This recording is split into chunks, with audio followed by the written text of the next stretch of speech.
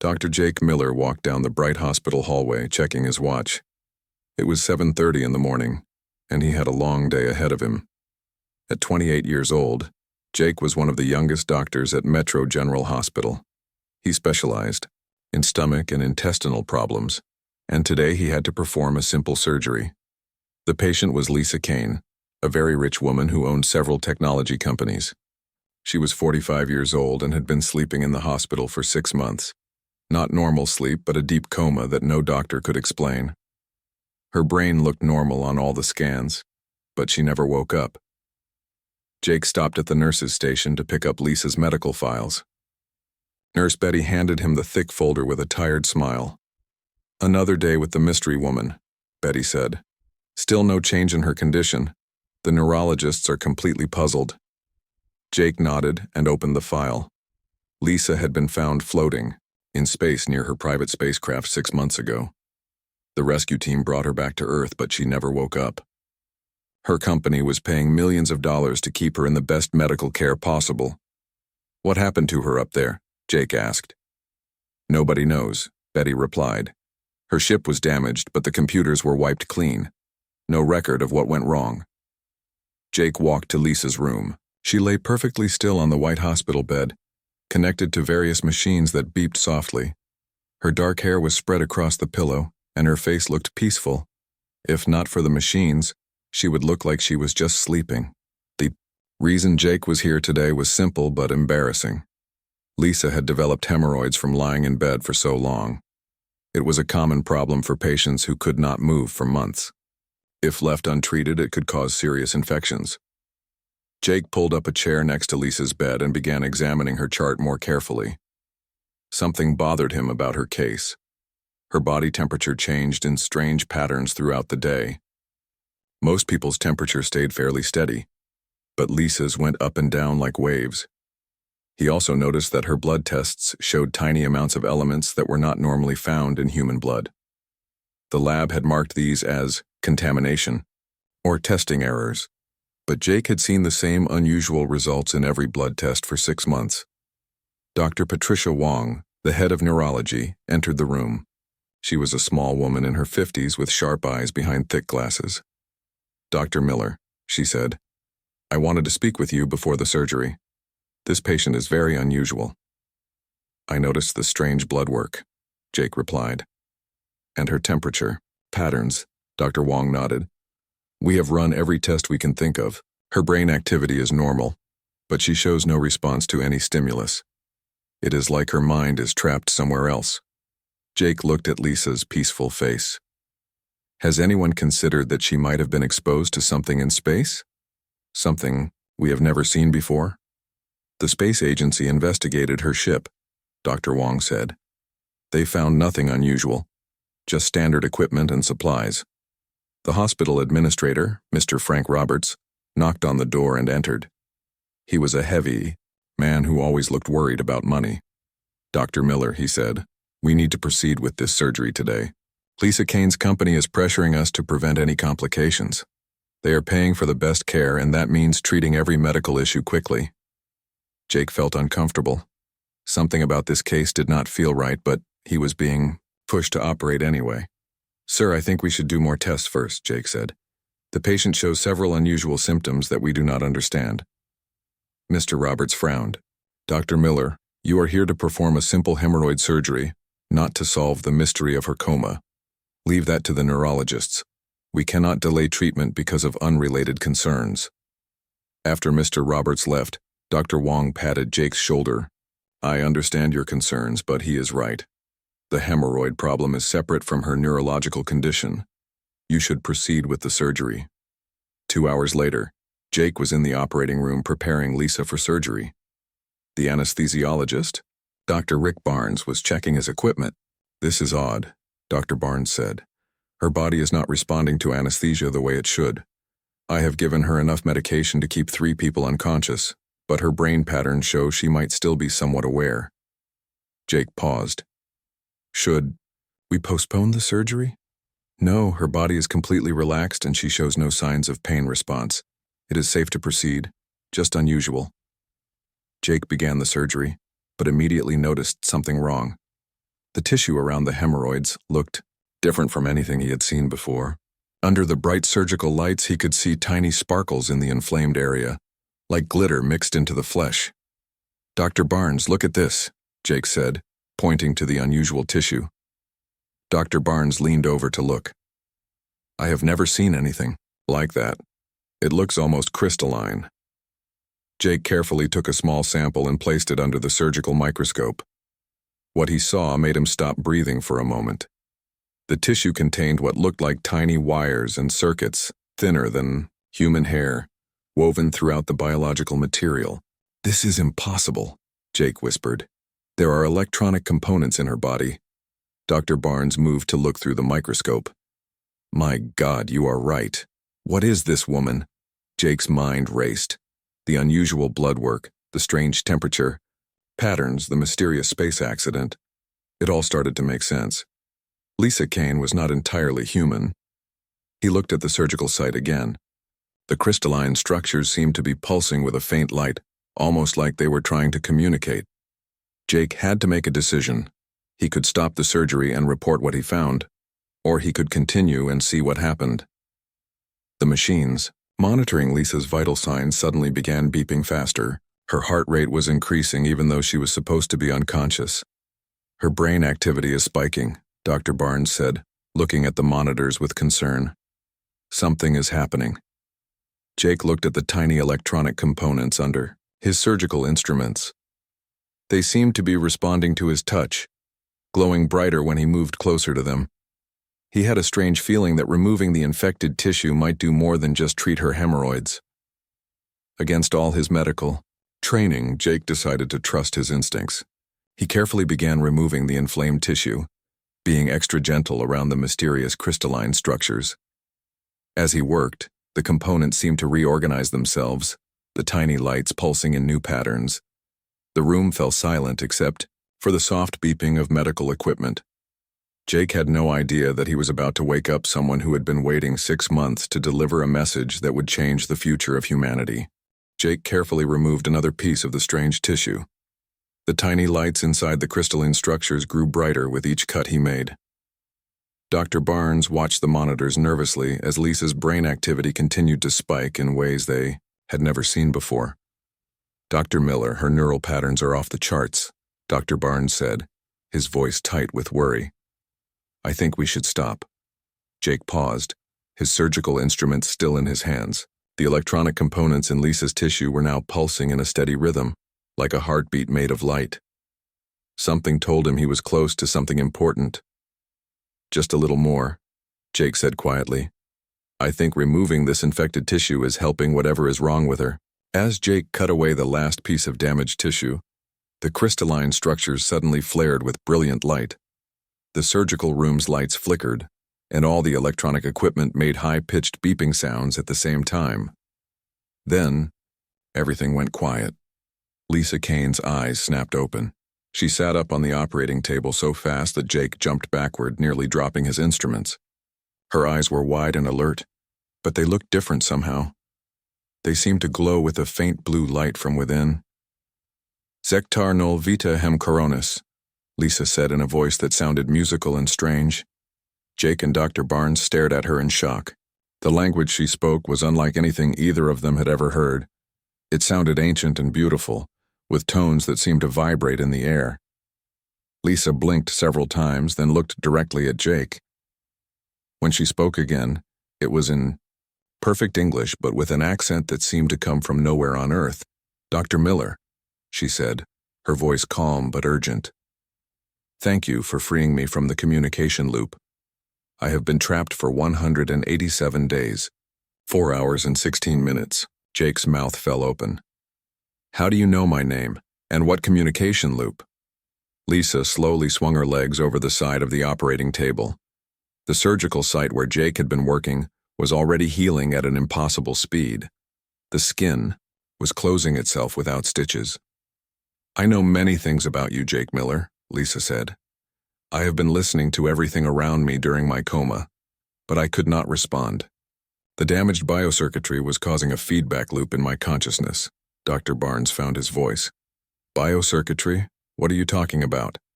Lisa looked at both men with eyes that seemed much older than her 45 years. I am not entirely human, Dr. Barnes. I am what you might call a hybrid. I was created by an advanced species called the Zenthari to serve as an ambassador between your world and theirs. Jake felt dizzy. That's impossible. You're Lisa Kane, the technology billionaire. We have records of your whole life. Those records are real, Lisa said, standing up from the table with fluid grace. But they are not complete. The Zenthari chose me as an infant and modified my genetics. I have lived as a human, but I have always been more than human. She walked to the window and looked out at the city below. The tissue you removed, Dr. Miller, was a biomechanical communication device. It allowed me to stay in contact with my people across the vast distances of space. 6 months ago, it was damaged in an accident aboard my ship. What kind of accident? Jake asked, his medical mind trying to process what he was hearing. Lisa turned back to them, and her expression was grave. I was receiving an emergency transmission from the Zenthari homeworld when a solar flare damaged my ship's systems. The feedback surge overloaded my communication implant, trapping my consciousness in a receiving loop. I could hear the distress, calls from my people, but I could not respond or wake up. Dr. Barnes shook his head. This is crazy. You're telling us that aliens are real and you're one of them? Half of one, Lisa corrected. And yes, they are very real. More importantly, they are dying. Jake felt a chill run down his spine. Dying? What do you mean? Lisa's glowing eyes filled with sadness. During my coma, I received fragments of emergency broadcasts from the Zenthari homeworld. A plague has swept through their civilization. It is unlike anything they have encountered before. Their advanced medical technology cannot stop it. She moved closer to Jake, and he could see the tiny electronic patterns beneath her skin like veins made of light. The disease attacks both biological and mechanical systems simultaneously, Lisa continued. The Zenthari evolved by integrating technology into their bodies, just as I have these implants. But this plague has learned to target the connection points between flesh and machine. When the implants fail, their bodies shut down. Jake's doctor instincts kicked in. How many are affected? Millions, Lisa said quietly. Entire cities are going dark as their biomechanical infrastructure fails. The Zenthari have perhaps weeks before their civilization collapses completely. Dr. Barnes sat down heavily in a chair. Why are you telling us this? What can we possibly do? Lisa looked directly at Jake. Because the Zenthari have been studying human medicine for months, trying to understand how your species fights disease. You are one of the few intelligent species in this part of the galaxy that relies purely on biological immune responses instead of technological solutions. Jake frowned. I don't understand. Surely their advanced technology would be better than our medicine. That is exactly the problem, Lisa said. Their technology is too advanced, too logical, too perfect. This plague is chaotic and adaptive. It changes faster than their systematic approaches can respond to it. She walked back to Jake and placed a hand on his shoulder. He felt a strange tingling sensation, as if electricity was flowing between them. What you did today, Dr. Miller, proves that humans have something the Zenthari need. When you discovered the unusual tissue, you could have stopped the surgery. Protocol would have demanded that you abort the procedure and call for consultations. Jake nodded. That would have been the safe thing to do. But you did not, Lisa said with something like admiration in her voice. You trusted your instincts. You adapted to an impossible situation and found a solution that no textbook could have taught you. That adaptability, that willingness to take risks when faced with the unknown, is exactly what my people need to survive. Dr. Barnes stood up, still looking confused. Are you asking us to help treat alien patients? Because I have to tell you, our medical training did not cover that. Lisa smiled for the first time since waking up. Not exactly, Dr. Barnes. I am asking Dr. Miller to come with me to the Zenthari homeworld and teach them how to think like a human doctor. Jake felt his world spinning. You want me to go to an alien planet? I want you to save an entire civilization, Lisa said. The same quick thinking and willingness to adapt that freed me from my coma could be the key to stopping a plague that our most advanced medical technology cannot cure. She moved to the window again and touched the glass. My ship is already on its way here. We have very little time, Dr. Miller. Will you help me save my people? Jake looked at the woman who had been a coma patient just minutes ago and was now asking him to leave Earth to perform alien medicine. His logical mind told him this was impossible, but the same instincts that had made him continue the surgery were telling him that Lisa Kane was telling the truth. And if she was right, then the fate of an entire alien civilization might depend on a simple human doctor who was willing to try the impossible. 3 hours later, Jake found himself in the back seat of Lisa's private car, still trying to understand what had happened. Dr. Barnes had agreed to handle the paperwork and cover for Jake's sudden absence, though he looked like he thought they were all crazy. Lisa drove through the city with confidence as if she had not been in a coma for 6 months. Jake watched her carefully, still amazed by how quickly she had recovered from the surgery. "Where exactly are we going?" Jake asked. "To my private facility outside the city," Lisa replied. "I need to show you the communications I received during my coma. You need to understand exactly what we are dealing with before we leave Earth." Jake shifted uncomfortably. "I still can't believe I agreed to this. Yesterday I was a normal doctor, and now I'm supposedly going to save an alien civilization." Lisa glanced at him in the rearview mirror. "Jake, what made you become a doctor?" "I wanted to help people," Jake said without thinking. "I wanted to solve medical problems that others couldn't solve." "Then this is just a bigger version of the same thing," Lisa said. "The Zenthari are people too, even if they look different from humans. And they have a medical problem that no one else can solve." They drove for another hour until they reached a large building hidden in the woods. It looked like a normal research facility from the outside, but Jake could see strange antennas and dishes on the roof that were unlike anything he had seen before. Inside, Lisa led Jake through hallways filled with advanced technology. Computers hummed quietly, and screens showed star maps and data that Jake could not understand. Several people in lab coats nodded to Lisa as they passed, as if her return was expected. "How long have you been preparing for this?" Jake asked. "My whole life," Lisa said, "but more intensively since the plague began 3 months ago." They entered a large room with a circular platform in the center. Above the platform, blue light formed a 3-dimensional image of space, with stars and planets floating in the way. "Air. This is a holographic communication system," Lisa explained. "It allows me to receive messages from the Zenthari homeworld even across impossible distances." Lisa touched a control panel, and the image changed. Now Jake could see what looked like a planet, but it was unlike Earth. The continents glowed, with patterns of light, and cities sparkled like jewels across the surface. "This is Zenthar Prime, the homeworld of my people," Lisa said, "or at least this is how it looked 6 months ago." She touched another control, and the image changed. The same planet now looked dark and lifeless. Many of the lights were gone, and large areas that had been bright were now black. "And this is how it looks now," Lisa said quietly. Jake stared at the dying planet. "What happened to all the lights?" "Each light represents millions of Zenthari," Lisa explained. "When the plague kills them, their biomechanical systems shut down and the lights go out. Entire cities have gone dark in the past month." Lisa activated another control, and suddenly the room filled with sounds. Jake heard voices speaking in the same musical language that Lisa had used when she first woke up. The voices sounded desperate and afraid.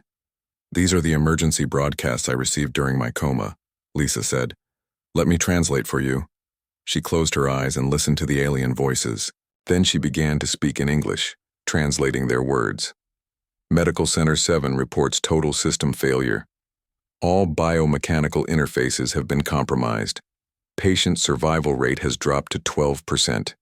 Requesting immediate assistance from any facility with working antiviral protocols." Jake felt a chill as he realized he was hearing the death cries of an entire civilization. Lisa continued translating. "Central command to all medical facilities. The plague has mutated again. It now attacks the backup life support systems. Evacuation of the northern continent is no longer possible. Population of 400 million is trapped. 400 million, Jake whispered. In one area, Lisa nodded and played more messages. Emergency broadcast from the High Medical Council. All traditional treatments have failed. The plague adapts faster than our technology can respond. We are requesting immediate contact with Ambassador Kane. Humanity may be our only hope. Jake sat down heavily. The reality of what Lisa was asking him to do was starting to sink in. They want human help because our medicine is more primitive? Not primitive, Lisa corrected. Flexible.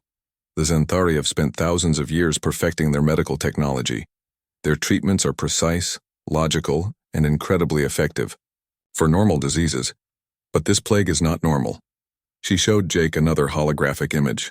This one showed what looked like microscopic organisms, but they were constantly changing shape and color. The plague organism was created accidentally by the Xanthari themselves, Lisa explained. They were trying to develop a biological weapon to use against their enemies. But the weapon escaped from their laboratory and evolved beyond their control. Jake studied the changing organisms. It looks like it's adapting in real time. Exactly, Lisa said. Every time the Xanthari develop a treatment, the plague changes to resist it. Their perfect, logical approach to medicine cannot keep up with something that is chaotic and unpredictable. She turned to face Jake directly. But human medicine is different. You do not rely only on technology. You use intuition, experience, and sometimes you just guess and hope for the best. That unpredictability is exactly what is needed to fight this plague. Jake shook his head. But I'm just one doctor. Even if I could help, how could I possibly treat millions of patients? Lisa smiled. You would not treat the patients directly. You would teach Xanthari doctors how to think like human doctors, how to adapt when their technology fails, how to make decisions based on incomplete information, how to trust their instincts instead of only following protocols. She played one more message, and this time Jake could hear the desperation clearly, even without understanding the language. This is Dr. Nixatal from the Primary Medical Research Facility, Lisa translated. We have analyzed human medical records provided by Ambassador Kane. Human doctors succeed in cases where our methods fail, but we cannot understand why. They appear to make illogical decisions that somehow produce positive results. We desperately need to learn this human approach before our civilization ends. Jake was quiet for a long moment. What you're asking me to do? It's impossible. I can't teach an entire alien species how to practice medicine.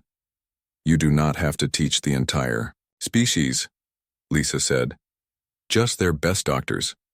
If we can save enough Xanthari to keep their civilization running, they can rebuild, but we are running out of time. She showed him one final holographic display.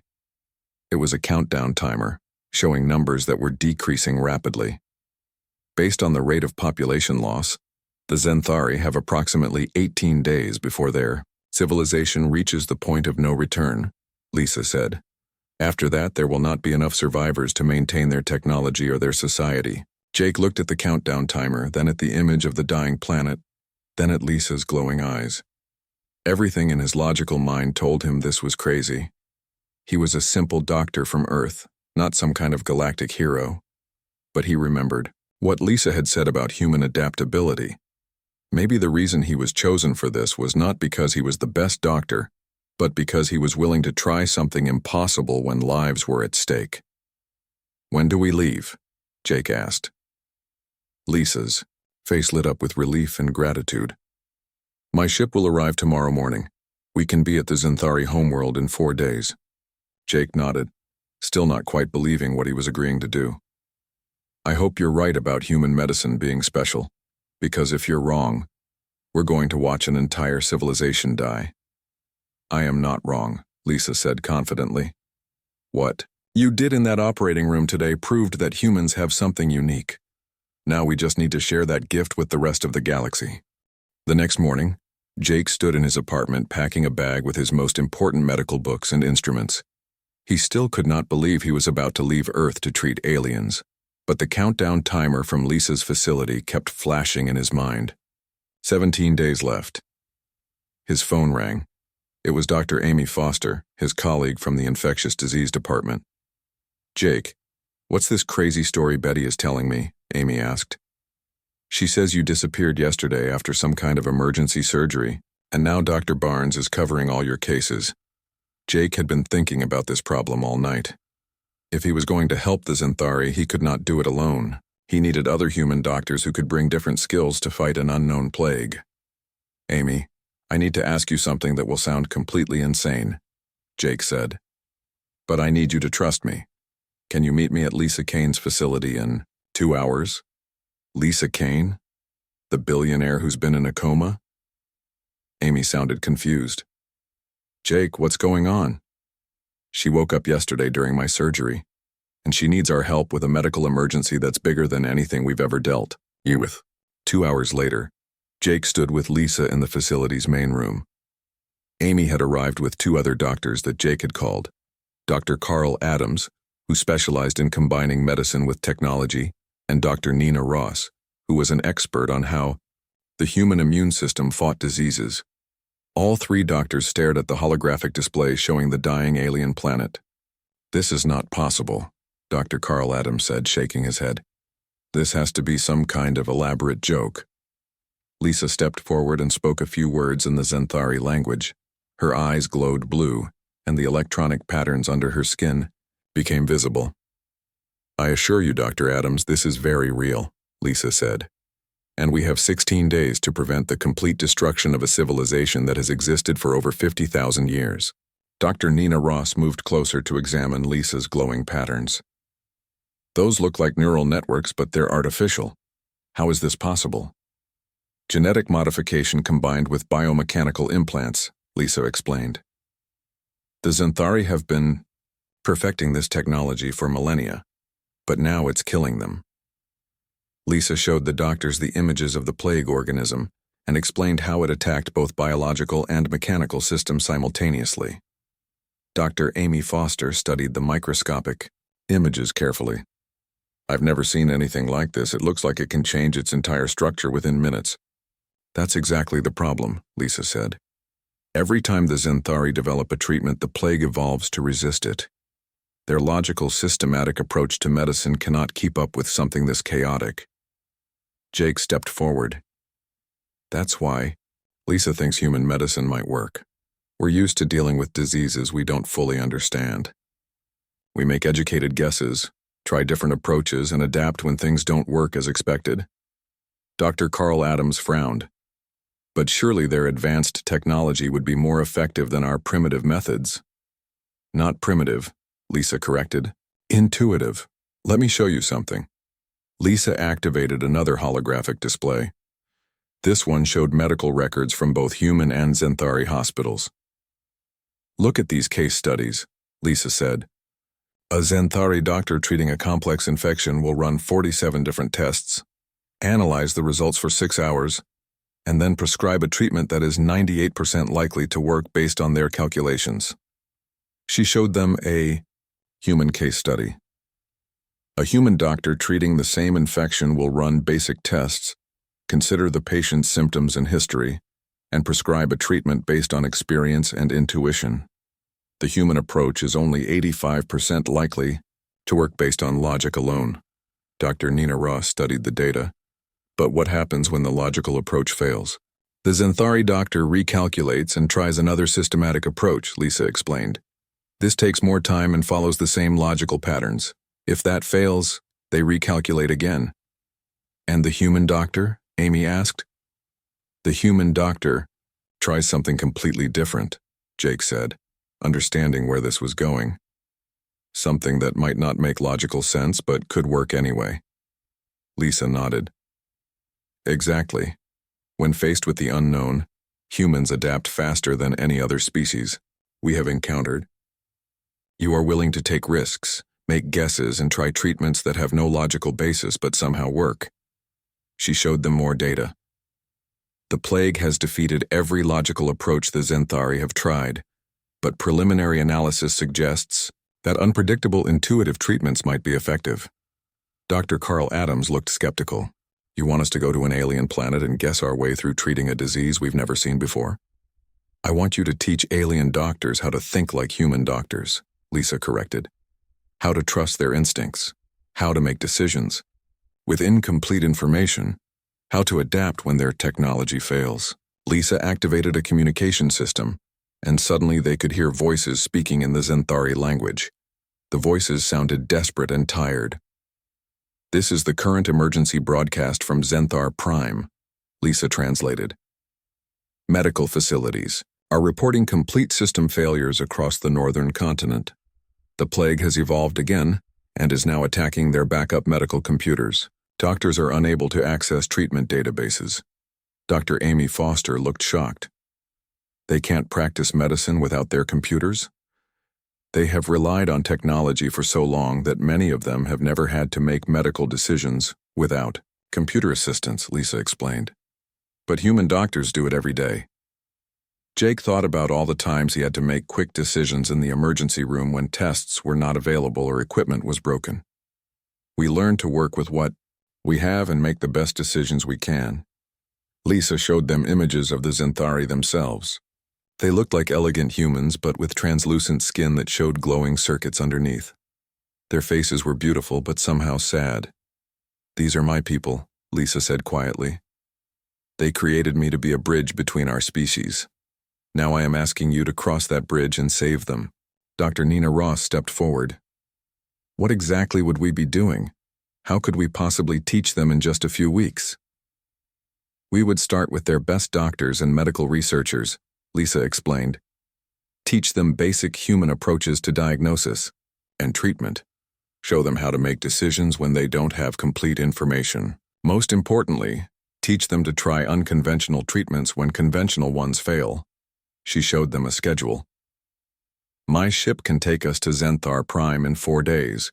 We would have approximately 10 days to work with their medical teams before their population drops below the survival threshold.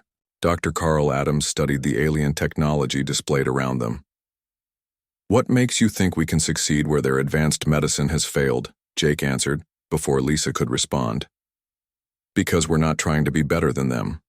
We're trying to be different from them.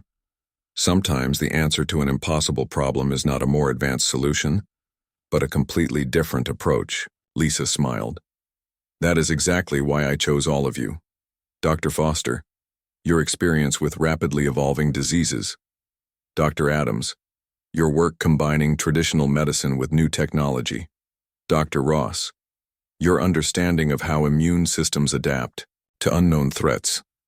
And Dr. Miller, your willingness to take risks when lives are at stake. The 4 doctors looked at each other. They all knew this was the most important decision they would ever make. When do we leave? Dr. Amy Foster asked. Lisa looked relieved. My ship arrives in 6 hours. We launch at sunset. Jake felt a mixture of fear and excitement. In a few hours, he would leave Earth and travel to an alien world to attempt something that had never been tried before. He would either help save an entire civilization or watch it die while he tried. But as he looked at his fellow doctors, all of whom had agreed to risk everything to help people they had never met, Jake felt confident that humanity had something special to offer the galaxy. The question was whether they would have enough time to share it. 4 days later, Jake stood on the bridge of Lisa's ship, looking out at an alien world through a window that seemed impossible. Zenthar Prime hung in space before them like a giant jewel, but a dying one.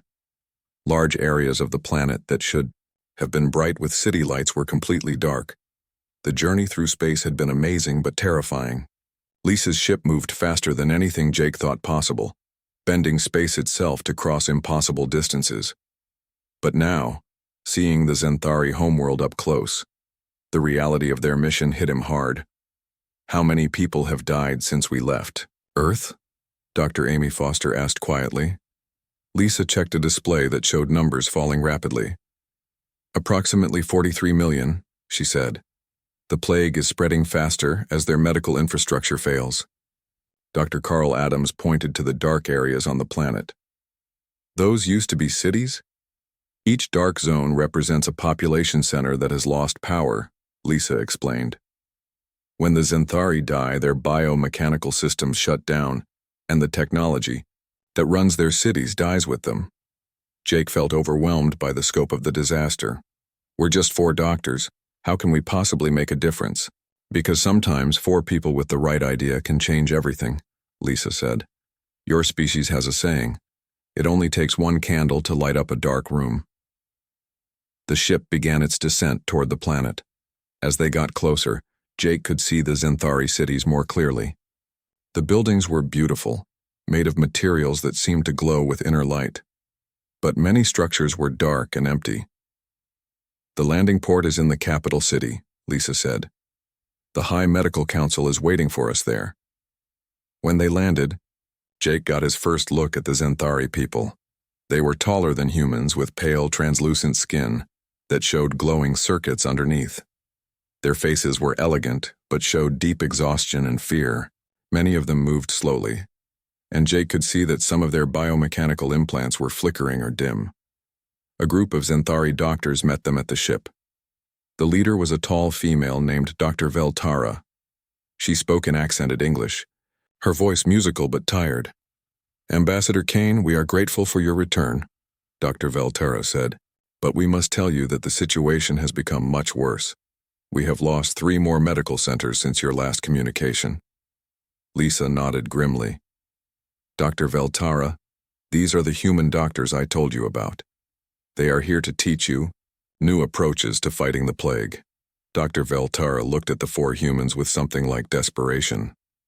With respect, Ambassador, we have tried everything our science can suggest. How can methods from a less advanced species help us? Jake stepped forward. Dr. Veltara, sometimes the answer is not a more advanced method, but a completely different way of thinking about the problem. The Zenthari doctor led them through the medical complex. Jake was amazed by the technology around him. Medical scanners that could see inside a patient's body in perfect detail, computers that could analyze thousands of treatment options in seconds, and surgical equipment that seemed to operate by itself. But despite all this amazing technology, the medical center felt like a place of defeat. Zenthari doctors moved through the halls like they had given up hope.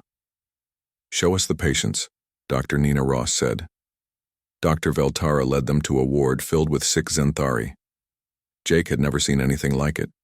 The patients' biomechanical systems were visibly failing. Their implants flickered and went dark, and their skin took on a gray color as their bodies shut down. The plague attacks the connection points between biological and mechanical systems, Dr. Veltara explained. When these connections fail, the patient dies within hours. Dr. Amy Foster examined one of the patients carefully. What treatments have you tried? Dr. Veltara activated a holographic display that showed hundreds of different approaches. We have tried every antiviral protocol in our database. We have attempted to repair the damaged implants. We have even tried removing the implants entirely, but the patients die faster without them. Jake studied the patient's symptoms. Something about the way the plague worked reminded him of infections he had seen in human patients. Dr. Veltara, have you tried using controlled bacterial infections to distract the virus? Dr. Veltara looked confused. Bacterial infections? But that would introduce additional pathogens into an already sick patient. Sometimes fighting fire with fireworks, Jake explained. If we can get the plague virus to attack harmless bacteria, instead of the implants, we might be able to reset the biomechanical systems. The Zenthari doctors looked horrified. Dr. Veltara shook her head. Dr. Miller, that approach goes against every principle of logical medicine. You cannot cure a patient by making them sicker. Dr. Carl Adams stepped forward. What if we combined the bacterial distraction with electromagnetic pulses to restart the implants, like rebooting a computer? Electromagnetic pulses would damage the delicate circuitry, another Zenthari doctor protested. Not if we calibrate them correctly, Dr. Nina Ross added. Human doctors often use treatments that seem dangerous but work because they activate the body's natural healing responses. Jake could see that the Zenthari doctors were struggling with the concept. Their entire medical training was based on logical, systematic approaches. The idea of intentionally introducing chaos to fight chaos was completely foreign to them. Let me show you, Jake said. Do you have any patients who are close to death anyway? People for whom your methods have already failed? Dr. Veltara hesitated, then nodded. Ward 7 contains patients who have less than 6 hours to live. We have exhausted all treatment options for them. Jake and his team spent the next hour preparing their unconventional treatment. They selected harmless bacteria that would compete with the plague virus for resources. Dr. Carl Adams calibrated electromagnetic pulse generators to restart the biomechanical implants without damaging them. The Zenthari doctors watched in fascination and horror as the humans prepared treatments that seemed completely illogical. This violates every safety protocol we have, Dr. Veltara said. Sometimes you have to break the rules to save lives, Dr. Amy Foster replied. That's what human medicine is really about. They tried the treatment on the first patient, a young Zenthari whose implants were failing rapidly. Jake introduced the controlled bacterial infection, while Dr. Carl Adams prepared the electromagnetic pulse. His vital signs are becoming unstable. A Zenthari doctor warned. That's normal, Jake said calmly. The bacteria are distracting the plague virus. Now we reset his systems. Dr. Carl Adams activated the electromagnetic pulse. For a moment, all the patient's implants went completely dark. The Zenthari doctors gasped in fear. Then the implants flickered back to life, brighter than before. The patient's skin color began to return to normal, and his vital signs stabilized. Impossible, Dr. Veltara whispered. Over the next 6 hours, Jake and his team treated 12 patients using their unconventional method. 9 of them recovered completely. The 3 who did not survive had been too far gone for any treatment to help. But the Zenthari doctors were amazed. A 75% survival rate, Dr. Veltara said in wonder. Our best treatments were achieving only 12%. The key is not following a rigid protocol, Jake explained. Every patient is different. You have to adapt the treatment based on what you observe, not what the computer tells you. Dr. Amy Foster began teaching a group of Zenthari doctors how to recognize bacterial infections that could be used therapeutically. Dr. Nina Ross showed them how to stimulate immune responses using unpredictable methods. But how do we make decisions without complete data? A young Zenthari doctor asked. You use your experience, your intuition, and sometimes you just make your best guess, Dr. Carl Adams explained. Then you watch what happens and adjust if necessary. The concept of medical intuition was the hardest thing for the Zenthari to understand. They had relied on technology for so long that many of them had never made a medical decision without computer assistance. Trust yourself, Jake told them. Your training and experience are worth more than any computer database. As news of the successful treatment spread, more Zenthari doctors came to learn the human approach. Jake realized that they were not just teaching medical techniques, but an entirely different way of thinking about medicine and problem solving. The question now was whether they could train enough Zenthari doctors quickly enough to save their civilization before it was too late. 2 weeks later, Jake stood on the observation deck of the Zenthari Medical Center, looking out at a city that was coming back to life. Lights that had been dark for months were flickering on again. The electronic patterns under the Zenthari. People's skin glowed brighter, and their movements were stronger and more confident. The human approach to fighting the plague had worked better than anyone had hoped. By teaching Zenthari doctors to think intuitively instead of only logically, they had managed to save millions of lives. But more importantly, they had saved the Zenthari way of thinking about problems. Dr. Amy Foster joined Jake at the window. The latest reports show that 93% of treated patients are recovering completely, she said. The plague is finally under control. Jake smiled, but he also felt tired. The past 2 weeks had been the most intense of his life. Working 18-hour days, he and his team had trained over 300 Zenthari doctors in human medical techniques. It had been exhausting, but incredibly rewarding. The most amazing thing is how quickly they learned, Jake said. Once they understood that medicine could be intuitive instead of just logical, they adapted faster than I thought possible.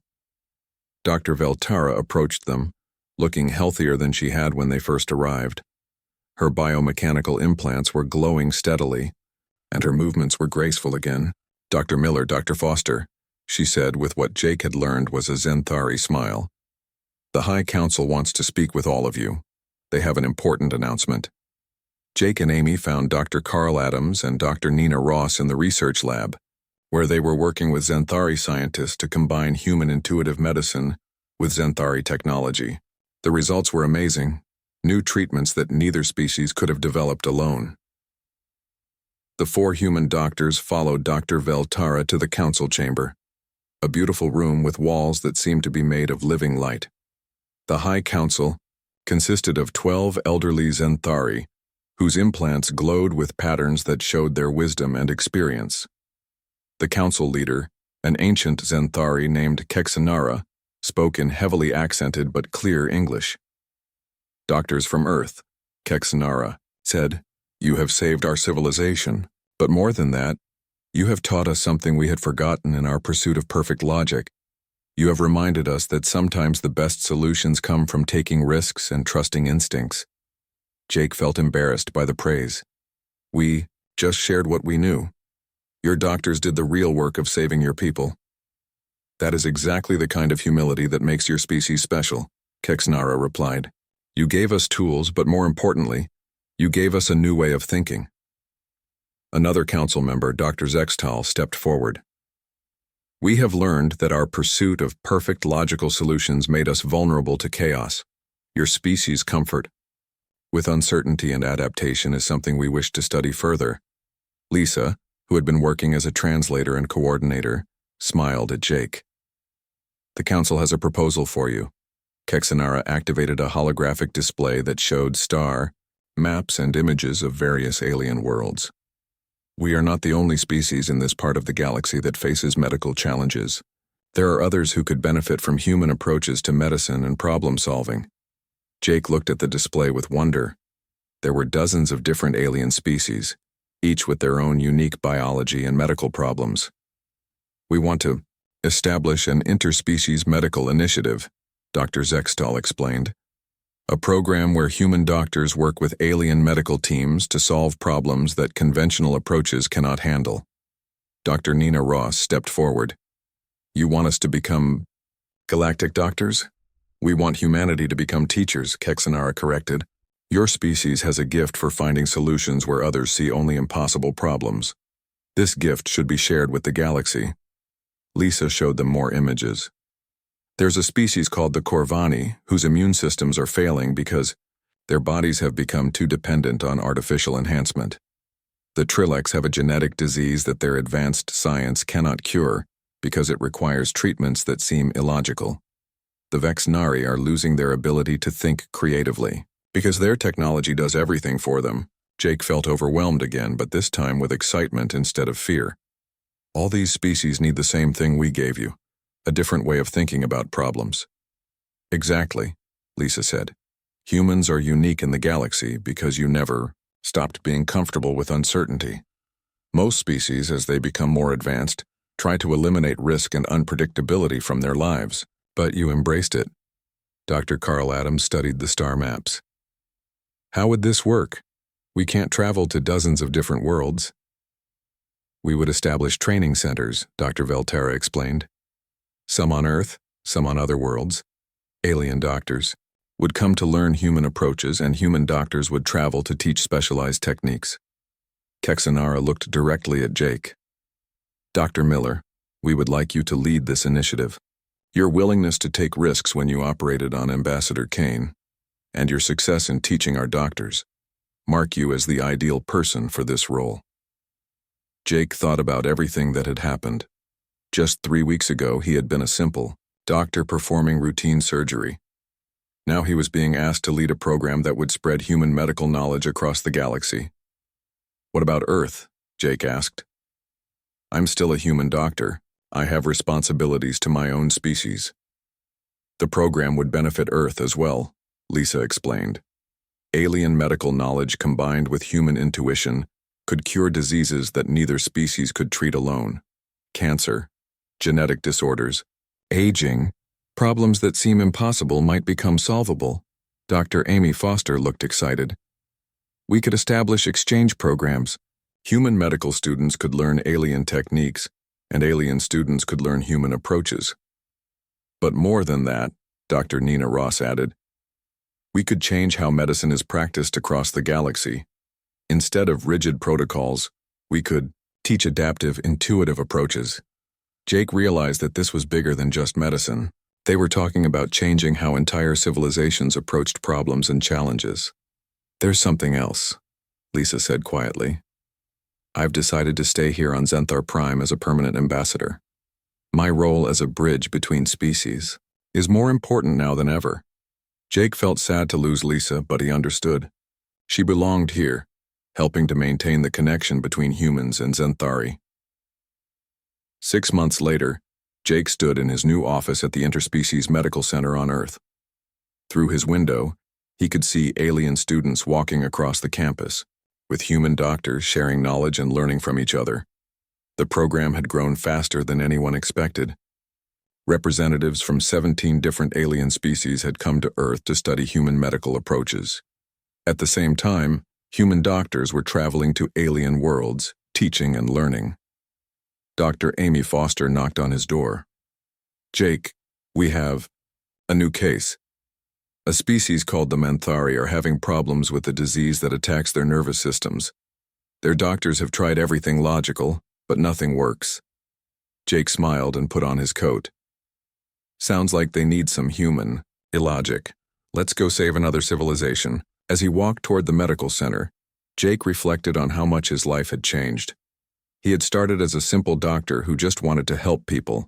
Now he was helping entire species across the galaxy, but the core mission was still the same, solving medical problems that others thought were impossible.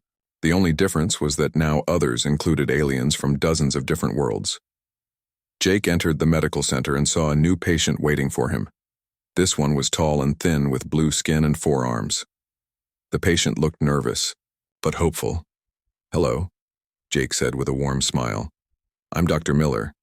I hear you have a problem that seems impossible to solve. The alien patient nodded, speaking through a translation device. Our doctors say there is no logical solution. Jake's smile grew wider. Well, you've come to the right place. We specialize in illogical solutions that somehow work anyway.